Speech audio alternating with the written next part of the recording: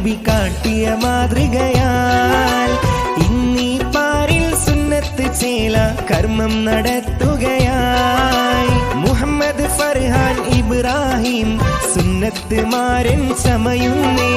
ഇബ്രാഹിം ബാപ്പാന്റെ കരളാണ്, നാസിയ ഉമ്മാന്റെ നിധിയാണ്.